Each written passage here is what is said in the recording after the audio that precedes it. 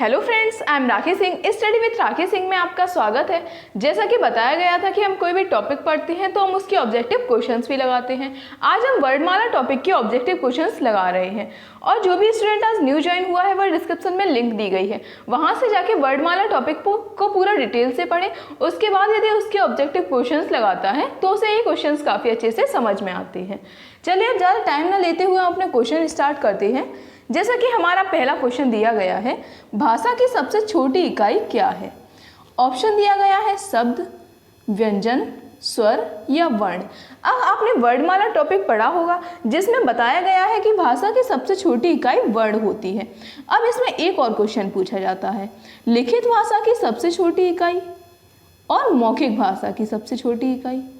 यदि आपसे लिखित भाषा की सबसे छोटी इकाई पूछा जाए तो आपका वर्ण होता है और मौखिक भाषा की सबसे छोटी इकाई पूछा जाए तो आपका ध्वनि होता है। क्लियर है? इस तरीके से यदि आपको वर्ड की जगह ध्वनि ऑप्शन दिया होता तो आपका ध्वनि भी आंसर सही हो जाता है। नेक्स्ट क्वेश्चन हम देखते हैं, वर्णमाला किसे कहते हैं? वर्णमाला की परिभाषा तो कई बार आपने पढ़ी होगी कि वर्णों के व्यवस्थित समूह को हम वर्णमाला कहते हैं। इसी तरीके से आपका क्वेश्चन सॉल्व भी हो जाता है। जैसा कि इसमें ऑप्शन दिए गए हैं, शब्दों के समूह को, वर्ण के संकलन को, शब्द गणना को या फिर वर्णों के व्यवस्थित समूह को। तो वर्णमाला किसे कहते हैं? वर्णों का जो व्यवस्थित समूह होता है उसे हम वर्णमाला कहते हैं। ऐसे यानी कि आपका ऑप्शन नंबर डी बिल्कुल सही है। नेक्स्ट क्वेश्चन है, निम्न में से कंठ ध्वनियाँ कौन सी हैं? अर्थात वे ध्वनियाँ जिनका उच्चारण कंठ से होता है। हमने स्पर्श व्यंजन पढ़े हुए थे। स्पर्श व्यंजन में हमारे उच्चारण स्थान 5 दिए गए थे, कंठ, तालु, मूर्धा, दंत, ओष्ठ। हमने बताया था कि क वर्ण का उच्चारण या फिर हम कहें क वर्ग के अंतर्गत हमारे जितने भी वर्ण आते हैं उनका उच्चारण हमारा कंठ से होता है। अब क वर्ग के अंतर्गत हमारे कौन कौन से आते हैं? क वर्ग के अंतर्गत आते हैं हमारे क, ख, ग, घ और ण। इन सभी का उच्चारण हमारा कंठ से होता है। क्लियर है? नेक्स्ट क्वेश्चन देखते हैं। नेक्स्ट क्वेश्चन है, स्थान के आधार पर बताइए कि मूर्धन्य व्यंजन कौन से हैं? स्थान के आधार पर मतलब उच्चारण स्थान के आधार पर कि किन वर्णों का उच्चारण हमारा मूर्धा से हो रहा है। अब मूर्धा से उच्चारण वाले कौन कौन से होते हैं? चलो हम पहले देखते हैं उच्चारण स्थान कौन कौन से होते हैं। एक होता है कंठ, दूसरा होता है तालु, तीसरा होता है मूर्धा, कंठ, तालु, मूर्धा, दंत्य, ओष्ठ। अब कंठ में हमारे जो क वर्ग के अंतर्गत आते हैं वो सभी होते हैं। तालु में हमारे च वर्ग के अंतर्गत जो आते हैं वो सभी वर्ण होते हैं। मूर्धा में हमारे ट वर्ग के अंतर्गत आते हैं। अब इन वर्णों के अंतर्गत हमारे कौन कौन से वर्ण आते हैं? जैसे क वर्ग के अंतर्गत आता है हमारा क, ख, ग, घ, ङ। च वर्ग के अंतर्गत च, छ, ज, झ, य। और ट वर्ग के अंतर्गत जो कि हमें मूर्धा ढूंढना है तो यानी कि हमारे ट वर्ग के अंतर्गत जो भी वर्ण आते हैं वो हमारे मूर्धा के अंतर्गत हो जाते हैं। इस तरीके से ट वर्ग के अंतर्गत हमारे आते हैं ट, ठ, ड, ढ और ण। ट, ठ, ड, ढ, ण।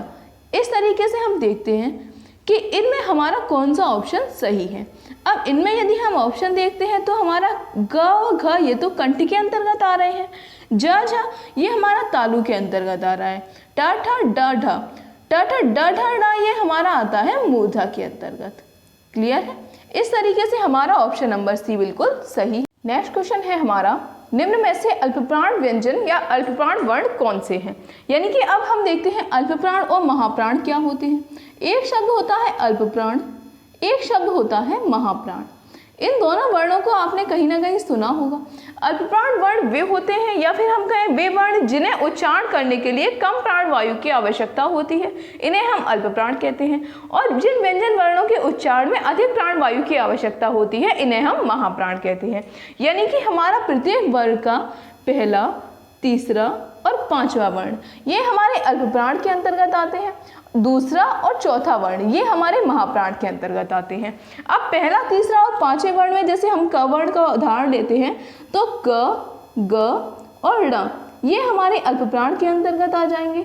ख और घ ये हमारे महाप्राण के अंतर्गत आ जाएंगे। यानी कि आपका ऑप्शन नंबर बी बिल्कुल सही है कि हमारे अल्पप्राण व्यंजन कौन से हैं? अल्पप्राण व्यंजन हमारे क और ग हैं। नेक्स्ट क्वेश्चन है हमारा, निम्न में से नासिक के व्यंजन कौन से हैं? अब नासिक व्यंजन आपके कौन से होते हैं? प्रत्येक वर्ग का पंचम वर्ण, यानी कि जैसे क ख ग घ ड़, तो ये ड़ हमारा नासिक के अंतर्गत आ जाएगा। च छ ज झ य, ये हमारा नासिक के अंतर्गत आ जाएगा। ट ठ ड ढ ण, त थ द ध न और प फ ब भ म, ये जो पांचों वर्ण होते हैं यानी कि प्रत्येक वर्ग का अंतिम वर्ण, ये हमारे नासिक के अंतर्गत आते हैं। अब आप देखिए आपको ऑप्शन नंबर बी दिया गया है यानी कि आपका आंसर बी सही है। नेक्स्ट क्वेश्चन है हमारा, ए ऐ वर्ण क्या कहलाते हैं? ए और ऐ वर्ण जो होते हैं वो क्या कहलाते हैं? अब क्या कहलाते हैं यानी कि हमारा मूर्धा दिया है, उष्ट दिया है, कंठ तालव्य दिया है, इस तरीके से इन्होंने उच्चारण स्थान के आधार पर पूछा है। तो ए और ऐ का उच्चारण स्थान हम करते हैं तो इनका उच्चारण स्थान हमारा कंठ से तो होता है, परंतु उच्चारण स्थान हमारा तालु से भी होता है, इसलिए इन्हें हम कंठ तालव्य वर्ण कहते हैं। नेक्स्ट क्वेश्चन है, हिंदी में अयोगवाह वर्ण कौन से होते हैं? हिंदी वर्णमाला में आपने स्वर पढ़े होंगे। अ से अ तक हमारे स्वर होते हैं जिनकी संख्या हमारी 11 होती है। अंग और आहा को हम स्वरों के अंतर्गत न रखते हुए इन्हें हम अयोगवाह कहते हैं, इसलिए हमारा ऑप्शन नंबर डी बिल्कुल सही है। अब इसमें भी अंग को हम अनुस्वार कहते हैं, इसे आप साथ में नोट डाउन करते जाइए। अंग को हम अनुस्वार कहते हैं और आहा को हम विसर्ग कहते हैं। क्लियर है? और इन दोनों को हम अयोगवाह कहते हैं। नेक्स्ट क्वेश्चन है, निम्न में से बताइए कि किस शब्द में द्वित्व व्यंजन है? अब द्वित्व व्यंजन क्या होते हैं? एक होता है द्वित्व व्यंजन, एक होता है व्यंजन गुच्छ। अब द्वित्व व्यंजन के अंतर्गत जो हमारे लगातार एक जैसे व्यंजन आ जाते हैं उन्हें हम द्वित्व व्यंजन के अंतर्गत रखते हैं, और कहीं ना कहीं इसमें हमारा आधा वर्ण जरूर होता है। जैसे कि हमारा ऑप्शन दिया गया है पुनः, सेकंड ऑप्शन है हमारा इलाहाबाद, थर्ड ऑप्शन है दिल्ली, फोर्थ ऑप्शन है उत्साह। क्लियर है?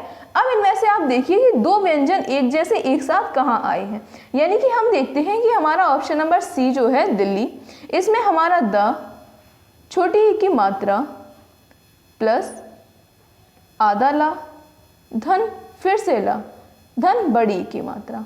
क्लियर है? इस तरीके से हमने देखा कि यहाँ दो व्यंजन हमारे एक साथ आ जाते हैं। जब हमारे दो व्यंजन एक साथ आ जाते हैं तो हमारा कौन सा आंसर सही है? हमारा ऑप्शन नंबर सी बिल्कुल सही है कि यह हमारे द्वितीय व्यंजन के अंतर्गत होता है। एक शब्द आपने और सुना होगा, द्विगुण व्यंजन। द्विगुण व्यंजन अलग होता है, द्वितीय व्यंजन अलग होता है। द्विगुण व्यंजन के अंतर्गत हमारे ड और हमारे ढ आता है। क्लियर है? नेक्स्ट क्वेश्चन है हमारा, श स ह कौन से व्यंजन कहलाते हैं? अब देखिए स और ह इन व्यंजनों का आप उच्चारण करते हैं तो इनमें कहीं ना कहीं हमारा संघर्ष होकर निकलता है, यानी कि प्राणवायु यानी कि वायु हमारी कहीं ना कहीं घर्षण के साथ हमारी बाहर निकलती है, इसलिए हम इन्हें संघर्षी व्यंजन कहते हैं, यानी कि हमारा ऑप्शन नंबर सी बिल्कुल सही है। नेक्स्ट क्वेश्चन है हमारा, संयुक्त स्वर का एक उदाहरण बताइए। संयुक्त स्वर हमारे कौन कौन से होते हैं? संयुक्त स्वर हमारे ए, ऐ, ओ और औ होते हैं। क्लियर है? अब इन चारों ऑप्शंस में से आप चेक कर सकते हैं कि हमारा ओ ऑप्शन में दिया गया है, यानी कि हमारा ऑप्शन नंबर डी बिल्कुल सही है। नेक्स्ट क्वेश्चन है, सब व्यंजन का उच्चारण स्थान कौन सा है? अब इन चारों के उच्चारण स्थान पूछे जाते हैं। इनमें हमारा होता है श, स और ह। आपको इन चारों के उच्चारण स्थान कई बार पूछे जाते हैं और पेपर में ये काफ़ी इंपॉर्टेंट होते हैं। जैसे कि हमारा ह है तो ये हमारा कंठ से उच्चारित होता है, यह हमारा तालु से उच्चारित होता है, श हमारा मूर्धा से उच्चारित होता है और यह स हमारा दंत से उच्चारित होता है। इस तरीके से आपको याद क्या रखना है, स ह। यहाँ से आप स्टार्ट कीजिए, कंठ, तालु, मूर्धा, दंत, यानी कि यह सा है, इसका उच्चारण हमारा क्या है? इसका उच्चारण स्थान हमारा तालु है, यानी कि हमारा ऑप्शन नंबर बी बिल्कुल सही है।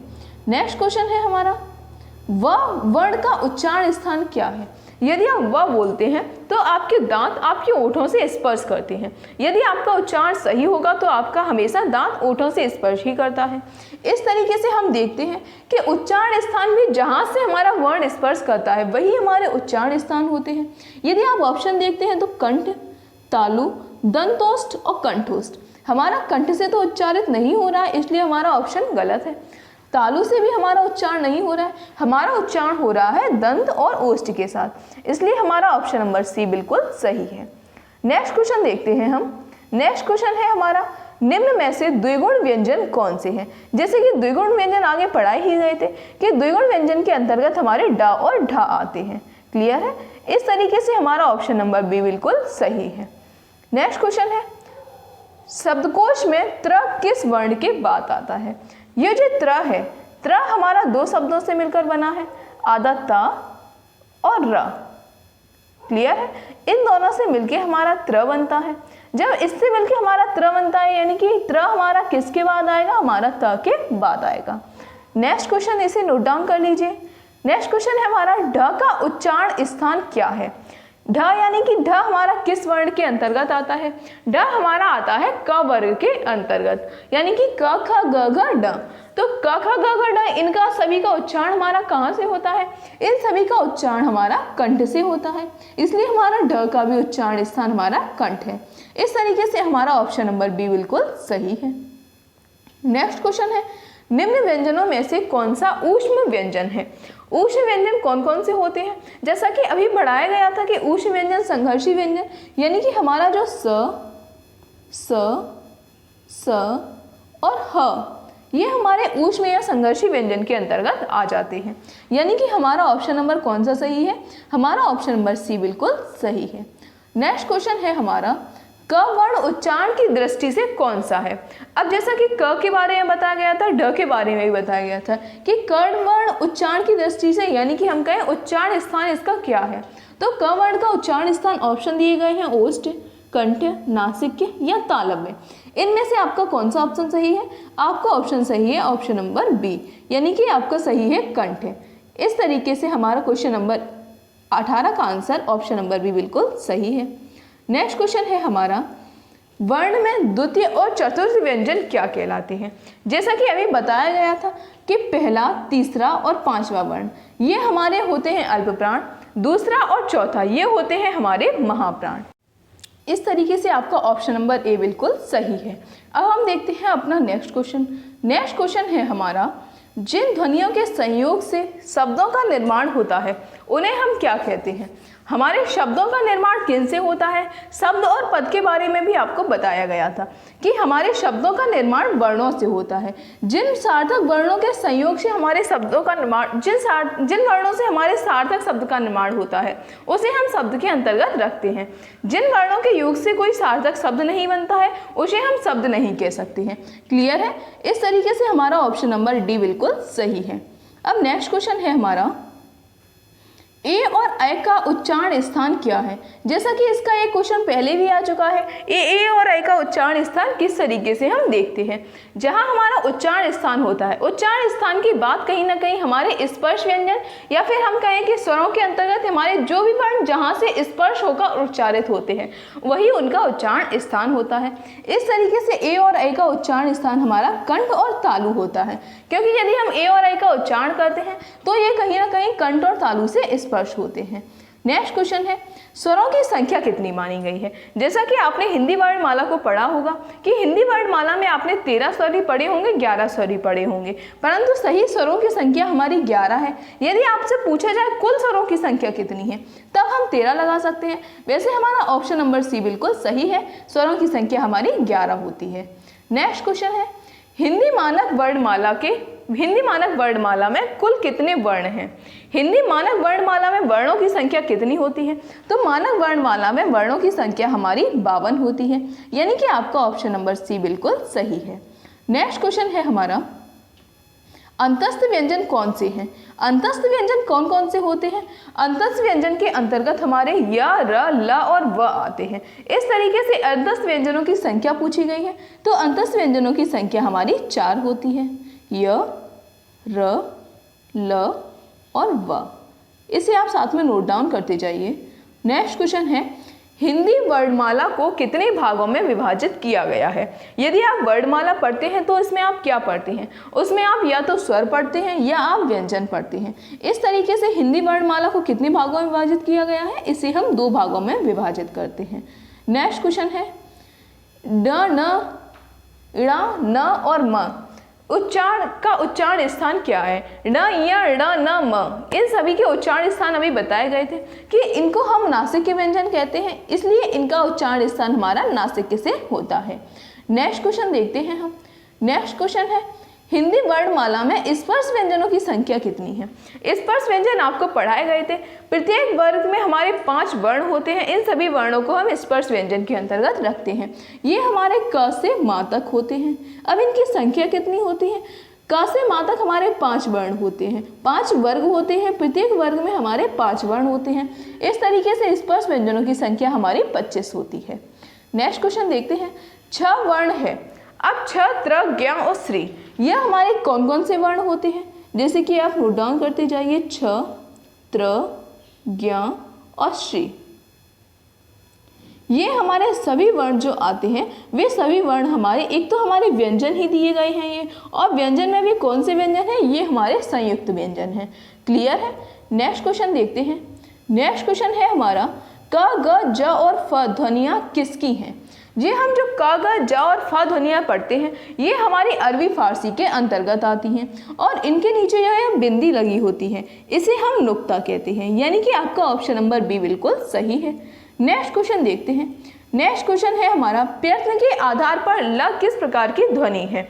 ल का यदि हम उच्चारण करते हैं तो हमारी जीभ हमारे पार्श्व से स्पर्श करती है। इस तरीके से ल हमारा पार्श्विक व्यंजन के अंतर्गत आ जाता है और र हमारा प्रकंपित के अंतर्गत आता है। यानी कि ल हमारा पार्श्विक के अंतर्गत आएगा और र हमारा प्रकंपित के अंतर्गत आएगा। और पेपर में ये क्वेश्चन भी आपसे कई बार पूछे जाते हैं। इस तरीके से हमने 30 क्वेश्चंस लगाए। अब 30 क्वेश्चंस लगाने के बाद आपको यह देखना है कि आपके क्वेश्चन 30 में से कितने बनते हैं और इस तरीके से आपको कमेंट सेक्शन में बताना भी है। साथ ही इन 30 क्वेश्चंस में से आपको कोई भी यदि डाउट होता है तो आप कमेंट सेक्शन में पूछ सकते हैं। यदि वीडियो अच्छा लगा हो तो वीडियो को लाइक और चैनल को सब्सक्राइब करना मत भूलिए। Thanks for watching.